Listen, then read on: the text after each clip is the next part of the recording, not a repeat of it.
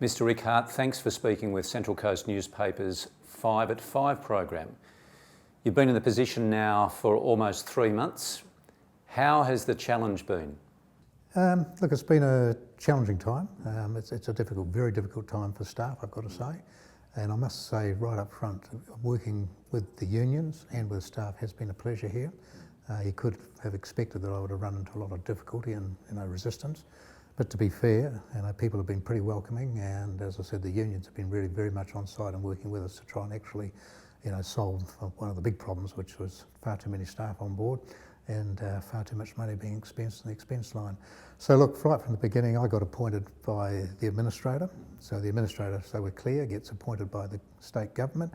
So Dick Person was appointed from there, and then he appoints me as the acting CEO, which will continue until such time as the administrator appoints a permanent CEO, which will hopefully take the whole organisation into the future. So my role will curtail probably, we hope, around about after Easter, pretty soon after Easter, and by then we hope to have the new CEO on board. I actually heard from the headhunters today, and they've got some good people already have applied for the role, so that's sounds like it's gone well. That process is well and truly underway? Well and truly underway, yep. The administrators produced job descriptions and what he's looking for, and he's put together a panel, which I will be on the panel as an experienced Chief Executive Officer in the local government sector, and he will make the final decision on that presumably probably towards the end of March. Rick, the tenure of the administrator looks like it will be extended by a further 3 months, and with that, presumably your contract as well. And secondly, has the recruitment process started for the permanent CEO? I'm aware that the administrator has requested of the state government an extension to his tenure. I don't believe that he's yet received an answer.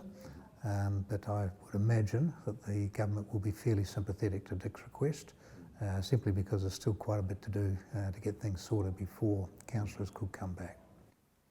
You've already fielded a recommendation for a significant amount of asset sales, council asset sales, primarily commercial buildings. How exactly will that process proceed? Well, the asset sales unfortunately are necessary because they're part of an agreement with our lenders.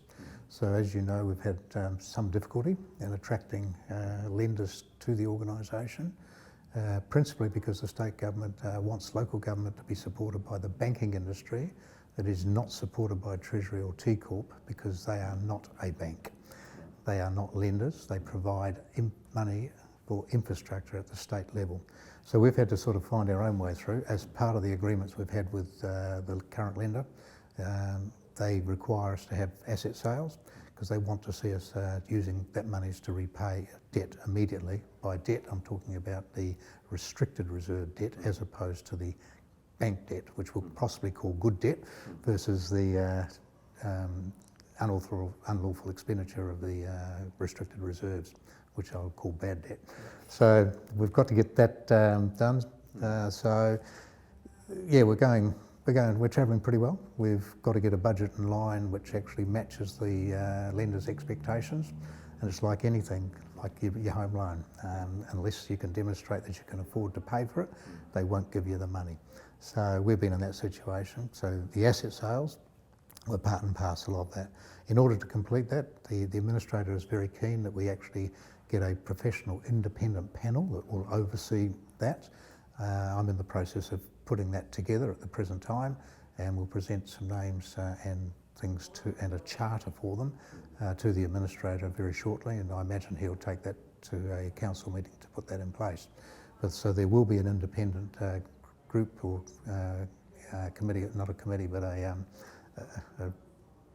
a group of people, I suppose, probably 2 to 3, who will be oversighting how we're going about it. So that's for probity reasons, and also ensure that we're actually getting a good price for the assets.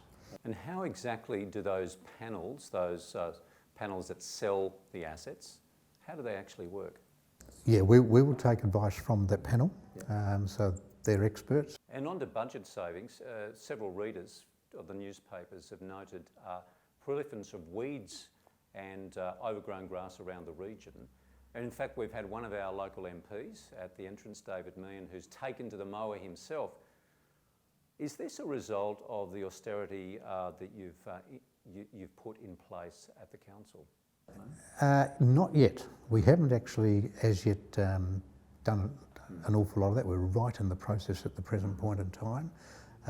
We did, before Dick and I got here, the council had put in place a no replacement of staff, so there were quite a number of vacancies, so they may have contributed to a slight drop in the service levels. That's continued on, and to where we're now looking at where the nominal staff numbers, we're around the 2,500 mark, so we're looking to drop that to below 2,000. So we're talking probably in the tune of about 300 odd people where we're looking to depart the organisation. But we called for voluntary redundancies through the Christmas period and asked people to have a think about whether they want to go. And we have got quite a large number of people who are looking to take that up. And as I said, the union, I've got to give a lot of credit to. They've been extremely helpful through this process, and whilst you can hardly call it an enjoyable thing to be doing, at least it's been a very cooperative and common approach to how we solve the problem. You've said that the staff and in particular the unions have been very helpful in this process and understand the situation that the council is in. Have you talked to any councillors that have resisted any of the moves that yourself and the administrator have been implementing at the moment? I haven't spoken to any councillor at all. The administrator has spoken to a number of councillors. He's generally, as I understand, have found them to be pretty good people. Pretty disappointed, I think, with what's happened. But at the end of the day, I do believe they have to carry the can. The council has spent more money on a continuous basis from amalgamations, spent more money than it's been earning. So unfortunately, it culminated where it eventually ran out of cash and was in the unfortunate position where it wasn't able to pay its debts as they fell due. Rick, it's been reported in our newspapers and elsewhere that at the point of amalgamation, that the books, the auditor at the time of amalgamation of the books represented the books in an incorrect way, where councillors and directors believed they had more cash than they actually had. Is it fair to blame councillors entirely for the financial situation that we find ourselves in? So on to 2021. What are some of the things that we can look forward to in the next few months? I know there's a few things on the card for the council. Where do you think we'll be in the next few months? Well, we will be going through some difficult times in here as we downsize. As I said, there's going to be some human, unfortunate, some human sort of touches, which are not going to be pleasant. But we will do it. We will achieve it. We will have a balanced budget, so the future will be set. So in terms of confidence for the community going forward, it will be a very austere type of budget. There won't be any frills, but it will be in existence and able to continue.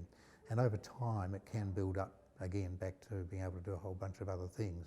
But it'll be basically getting back to its core of the old roads, rubbish rates sort of stuff, without some of the frills that councils have started to enter into.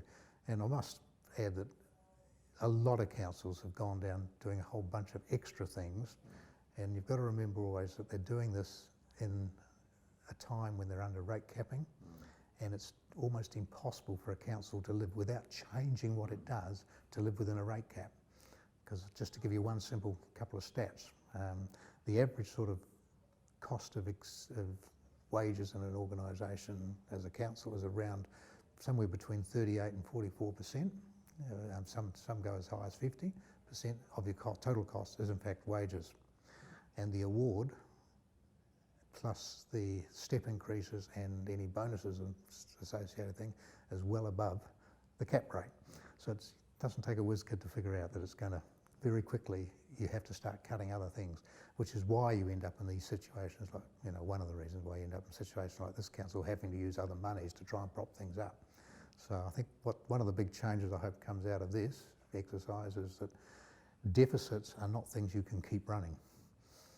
As a council watcher over the last couple of years, it would appear that some of the people inside council require a little bit of training to understand the complexities of the large organisation that is in front of us.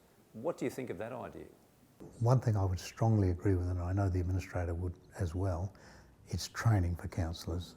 And I think the community's got to think a bit further through the bona fides of candidates in the future, because someone can promise the world, but unless they can actually understand how to finance it, how to operate it, what its ongoing costs are going to be, then you start getting things being built and done, which of course the costs come back to bite you down the track.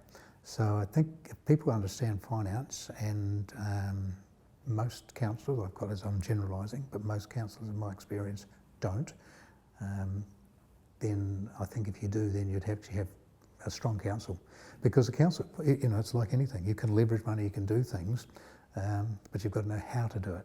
And you've got to realise that the lenders and these sort of people, because all councils have to, you know, eventually borrow money at some point in time, you've got to understand how they relate and how the conditions they put on. It used to be the banks fell over themselves to lend to councils, because councils have the power to rate and like tax, so therefore it should be a good bet. But unfortunately you've got to go through the IPART process, which takes time and is not always guaranteed. So that way you need to really have your financials really in good shape, because that's the way you get it through IPART, is having things under control, well, not bolted down, and so that they can see a clear pathway. The organisation knows what it's doing, it's forecasting where it's going to go, and it will deliver what it says it's going to do. Oh, look, we interviewed former CEO Gary Murphy, and in that interview he pointed out that the fact that the IPART, the Independent Panel and Regulatory Tribunal, knocked back a proposed increase in water and sewage fees, he attributed a lot of that financial problem to that knockback. Is that the case? It was approximately about $40 odd million that we lost on the revenue side, and the council, you know, wasn't responsible for that in the sense that IPART made that determination. They did that on the basis that they felt the organisation was charging too much, simply because the reserve, particularly the sewer reserve, was building up, when in actual fact it's supposed to be sort of just a little bit of a float fund there to be able to fund some further capital works. It shouldn't be seen as your charge and just building up a bank account over here. So that was their prime reason why they actually looked to reduce the amount that the council could charge. But that certainly caused a major impact on the organisation from a revenue side. And I guess the council's crime, as the administrator has pointed out from time to time, is that they didn't adjust their cost structure fast enough to adapt to that loss of income. So that's why we're now having to do such a massive change now, is because we've got to do all that in a very short period of time. Yes, some of our readers have questioned the cutback of certain projects that were there, most notably the regional library, which we understand was funded through a rate levy of Gosford City Council together with state and federal funds. Is that project going to go ahead, or will it be jettisoned? Yeah, look, we're hoping to still be able to do the library. The administrator is very keen on delivering that, so we're working pretty hard to find a way till we actually can do it, because the funding mechanism is from state, Commonwealth and local, from a specific levy for it. So yeah, we're looking to be able to try and fund that, but we're... Watch this space. Let's watch this space, but I'd have some confidence that we will be able to do it, yeah. And finally, is there anything else you'd like to say to our viewers, readers and listeners? No, other than I do realise that the rate increase is quite a major impost on a lot of people, a lot of families and so on. As I said, we're not entering into any of this on a willing basis, but we just have to address the fact that this council spent a lot more than it was earning, and because we need to borrow money, we're under very tight conditions from the lender, so we must do what we've got to do now and have things ticking off right from July 1 with a budget that is actually returning a small surplus. So that goes from 115 million loss to a small surplus inside 12 months is a big ask, but we'll do it. thank you for having a chat with Coast Community News' 5 at 5 video program. Thank you. Yep, good, thank you.